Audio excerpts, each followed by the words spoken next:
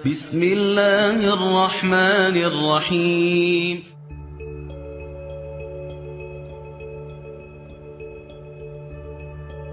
Crap, I forgot what I said. Sorry. Can we restart? Okay, I can restart. I feel like they knew slowly, because like conversion isn't like one day like, oh, I want to be Muslim. Like definitely there's the moment that you say the shahada, right? But because I live with her, so there's no way like she doesn't see, oh, no more pork eating, no more alcohol drinking, Okay, so for me, I think my family already knew that I was going to convert. And in fact, my mom was asking me, have you converted? So yeah, it was at that stage. I thought, okay, let's not delay, For me, it was a bit different. As a 19-year-old kid, I thought it was a good idea to send a mass text to my family group. They wanted to become a Muslim. Anyone watching that, don't do it. It's not a wise choice. I literally got bombarded with messages like saying, you do not have permission from your family, you are just 20, you're just 19, you can't do this. And then I realized that was the wrong move after I did it. Totally backfired. I was like, dude, this sets my timeline back a few years, man.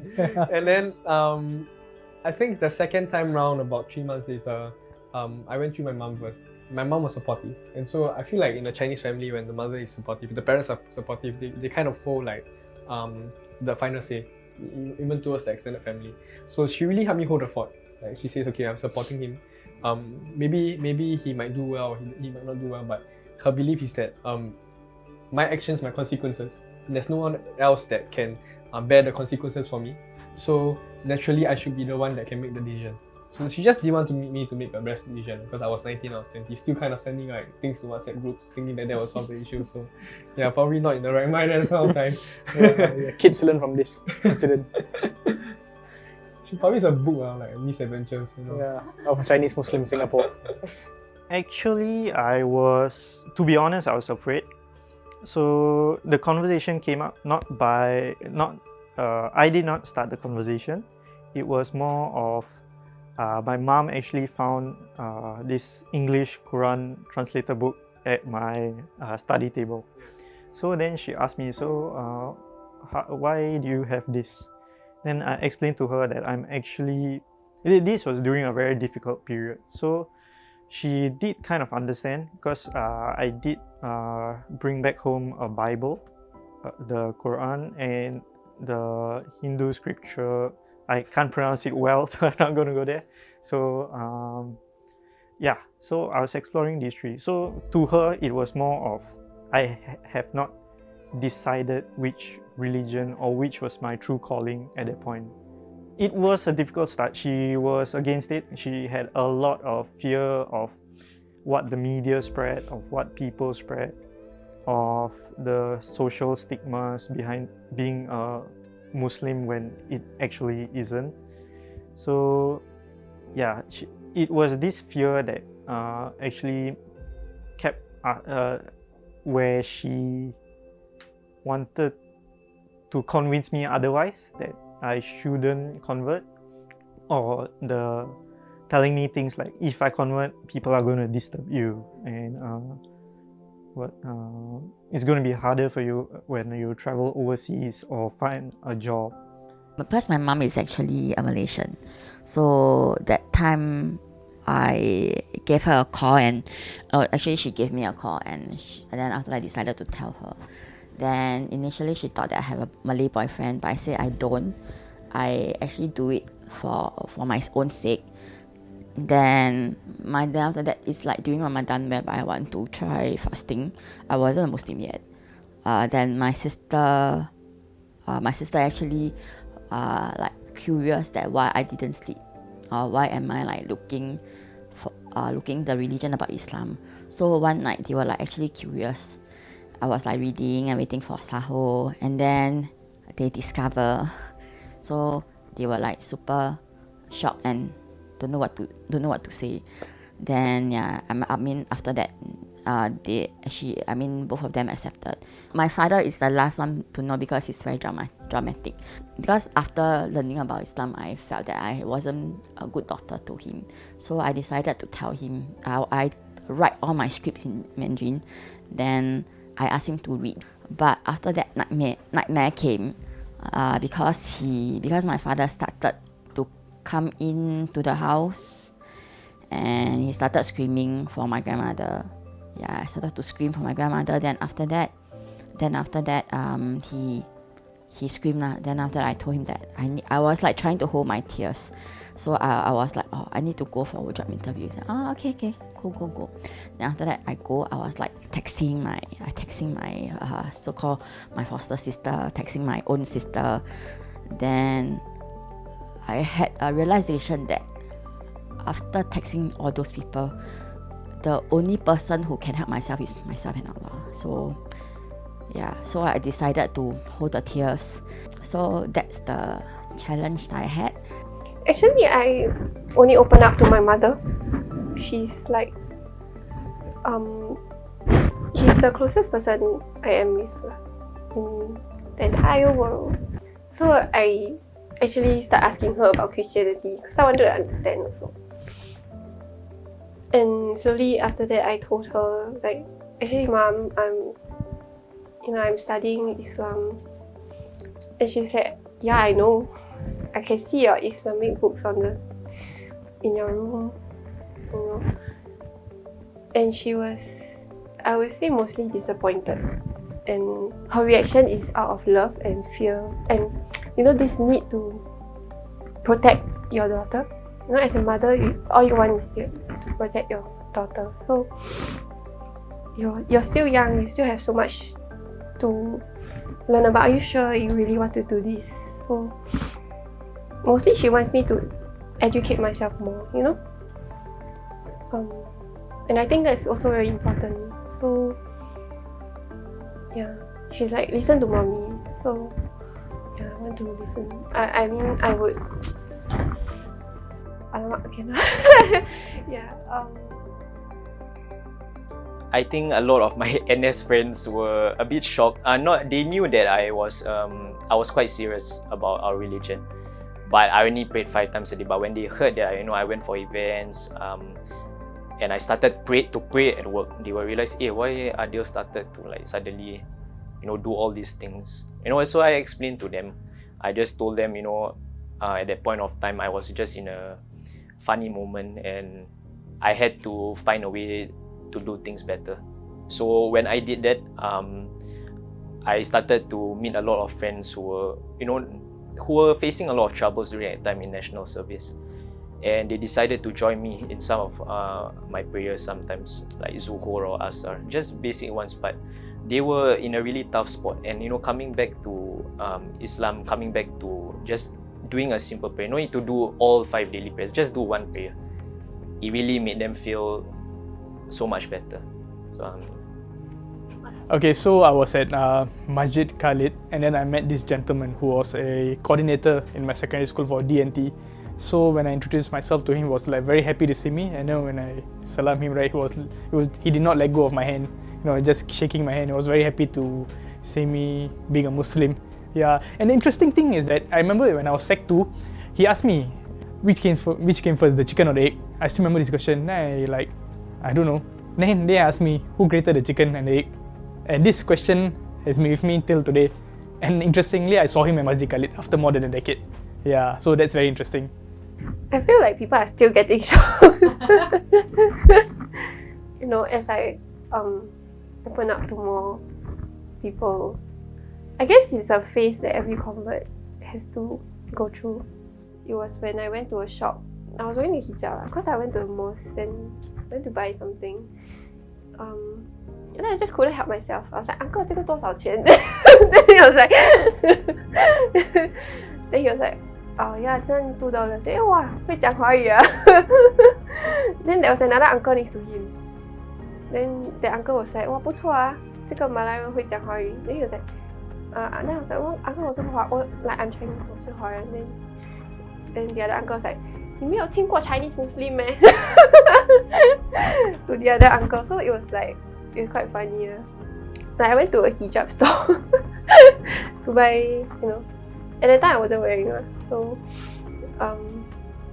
yeah, the lady, because I cannot really speak Malay, so she knew I was like convert. So she started asking me about, oh, you studying at Darul, is it? I said, yeah. Then she shared with me that her husband is also actually a convert, and she shared with me like the pictures that they went to Hajj together.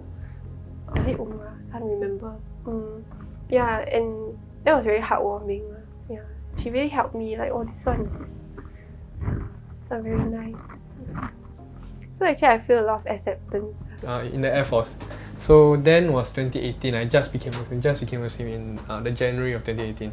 So there was a Indonesian Air Force personnel on exchange, and we were on a workshop together. So he was not feeling it. He was not feeling the workshop, not at all, because he's probably like 30s to going to 40s, and he's doing an exchange, right? Just to do a course in Singapore. So I wouldn't have felt it too, if I was in the same circumstance. So like coincidentally, we're in the same group. So I was talking to him, and then I introduced myself that I'm a mu'allah and I'm a Chinese Muslim. So after that, he became so talkative to talk to me, and then he asked for my family, my life, my mom, my dad, and everything. And then we started to become very good friends. We started to eat together, and then he showed me that, okay, this is where he solat, and I can solat here also. So after a while, we catch up with each other in camp. When he graduated from the course, he went back to Jakarta for a few days as holiday, and then came back, right? And he got me a batik shirt. And which, if you guys recall, I wear that batik shirt all the time when it comes to like online events and all. So it's one of the most precious memories I have from the Air Force. So and yeah, that was great. Yeah. I would say everything. The thing that goes for everybody else. Islam penetrates every aspect of your life, and there's no aspect that it doesn't touch. With regards to the biggest change, of course, like would be the first thing that I do every morning, and last thing I do every day. So like. Previously, I don't really remember what I did when I first woke up last time. Oh yeah, I thought about breakfast. Like before I was Muslim, I was wake up, I was like, what's for breakfast? Because I would be so hungry, right? But now, like as Muslims, after we wake up, we go and pray, right?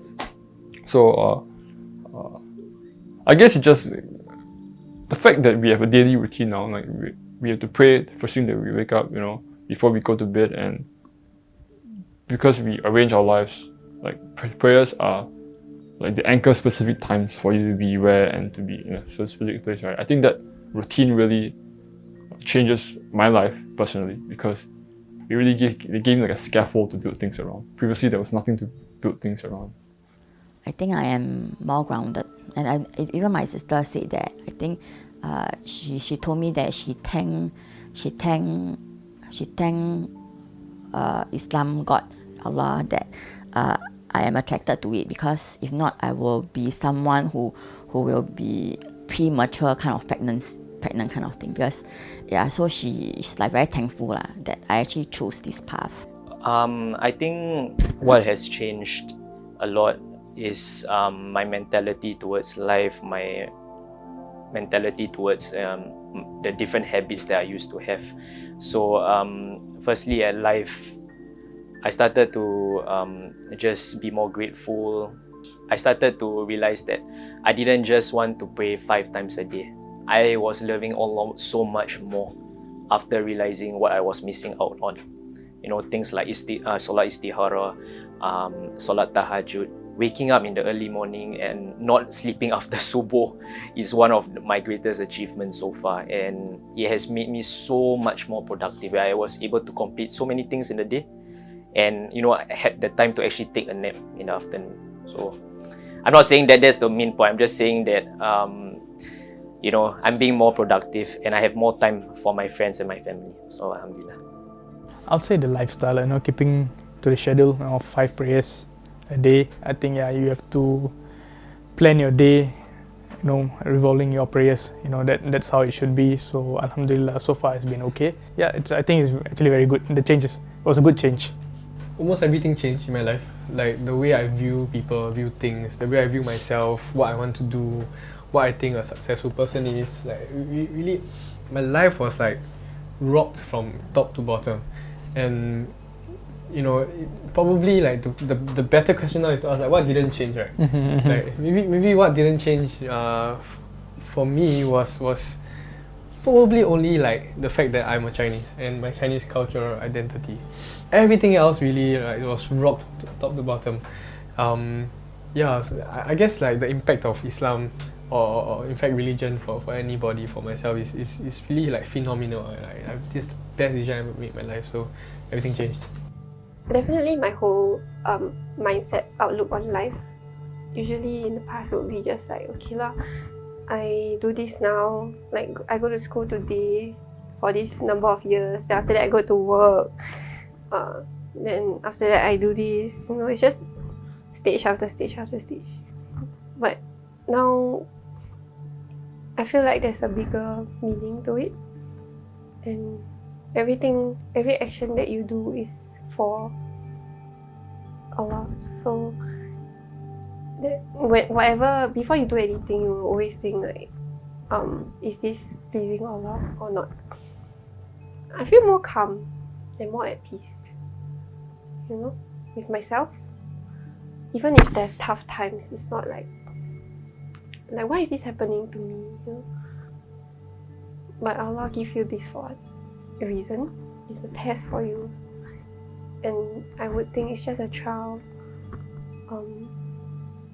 And Allah is saying, what am I going to do given this trial, given this struggle? That is how Islam makes me, you know, change my mindset a little bit. The main thing I would want them to know is do their research first. There is no pressure to convert. There is no pressure to, you know, be the best in the religion to convert as well. So you just got to know what you are looking out for, basically. Like, don't let other people distract you or doubt you from what you believe in, because end of the day, God will be the one that will reward you and help you through this whole journey. And also seek knowledge, because that's the only way that you can learn about yourself, about our Prophet and about Allah. Have people or companions who will allow you to remember about God. Then continue to make a lot of dua and seek knowledge and be patient. I mean, if you have the feeling to convert, just do it. Do not waste time. Okay. Can again, huh? Okay. Can. I would say if you're considering, and if there's any faith in your heart, and this is what was told to me when I was considering, if there's any faith in your heart, just do it. Definitely, there'll be reasons, like if you're considering, there will be reasons why that you think that you should, and reasons why you think that you shouldn't, or there'll be reasons why you feel that this might not be the best decision for you, right? Things holding you back, right? But maybe it's family, maybe it's the food, maybe it's the lifestyle that you cannot change, you know. The things that you will sacrifice, right? You will realize they aren't sacrifices at all. You know, they are blessings in of themselves. So I'll say that anything that's holding you back with regards to a sacrifice, don't worry about it. Allah will take care of it, you know.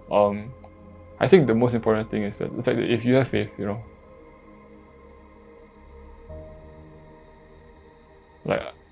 that is something to be very grateful for. It's a gift. And what do you do with gifts? You open them as soon as possible, right? So that's what I recommend to do. For Allah is not a petty God. He won't, and He's not unreasonable saying that, oh, you don't pray 5 times a day, now you go to hell straight away. Even if, you know, you're part of, you have different, okay, I'm just going to say this, if you have a different sexuality or otherwise, Allah is the best of judges. People are going to judge you, people are going to say you're a devil, okay, but in the end of the day, Allah will decide on the day of judgment whether you go to heaven or hell. And all it needs, right, is just one breath of you saying, oh Allah, I ask you for forgiveness, and He will bring you to heaven. So never give up. Yeah. I would say one thing that my friend, my colleague, he told me when he found out that I'm practicing. Yeah, don't do it half-heartedly, and know your intentions, because most important is in Islam is always about your intentions. For every convert or everyone coming to Islam, we are all looking for something different that is personalized to our experience and how we grow up, how we view our lives to be, right? Everyone is facing also a different set of difficulties and circumstances. So my firm certain belief is that you guys should come to Convert Central because we really try to cover as many backgrounds, as many challenges as possible. So my experience, Brother Amresh's experience would not, might not relate to you, but someone's experience on Convert Central will.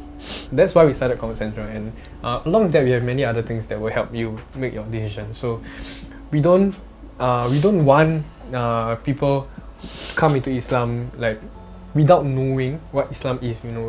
Ultimately we want us to come into Islam and love Islam for what Islam is, and after we've discovered that Islam is really the best religion, the most rational religion. Auntie, you're not alone. Auntie, uncle, you're not alone. You will be okay. Your children will be double, triple, quarter more filial to you. Yeah. So don't be afraid. They are still your children. Yeah. At the point, as a parent, I would guess, I'm not a parent myself, but I would assume that at that point, a lot of what you're trying to do is you're trying to get used to your child making its own decisions, right? But this would come as a shock because you're trying to get used to everything else, but this thing just piles on you, right? But I would say that ultimately, as a child, we make our own decisions. Everyone has something that they believe in, right? So if he or she believes in his decision, right, the best thing you can do is to support him regardless of whatever decision that is. Whether it be becoming Muslim or anything else in his life. As long as you are confident that he or she has thought about it very clearly, because it's a big decision, especially this one. To listen, I guess, and deep down know that your child actually, it's not easy for him or her to have the courage to talk to you about it, no matter how close you are with them, because this is something so personal to them. Definitely there is a mix of fear and am I going to do something wrong, am I going to upset you, but know that it took them a lot of courage to open up, and that means that they trust you and love you so much. That's why they're opening up to you.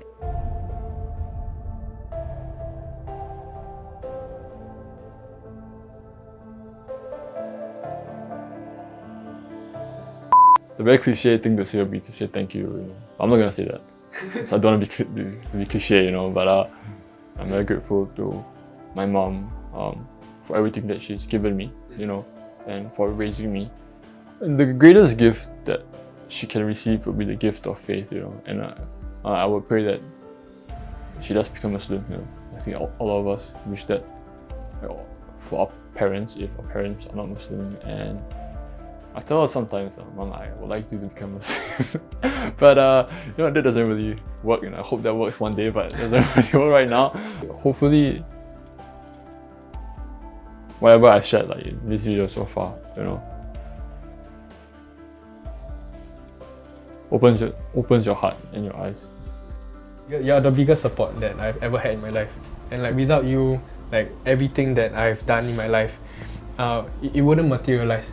Because the way that you brought me up to never give up. You're a single parent. It was so tough for you to bring me and my sister. It really showed me the importance of being there for your family members and doing what you believe in. I don't believe that after 20 something years you stay single and just to focus on taking care of us. I don't believe that you did it for no reason. You really did it because you loved us and you believe that we are people who carry on your life legacy and the values that you believe in. So I thank you for showing me a good example of what a good person is, and I thank you for really motivating me every day.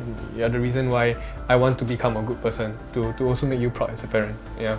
I would like to thank them for bringing me up.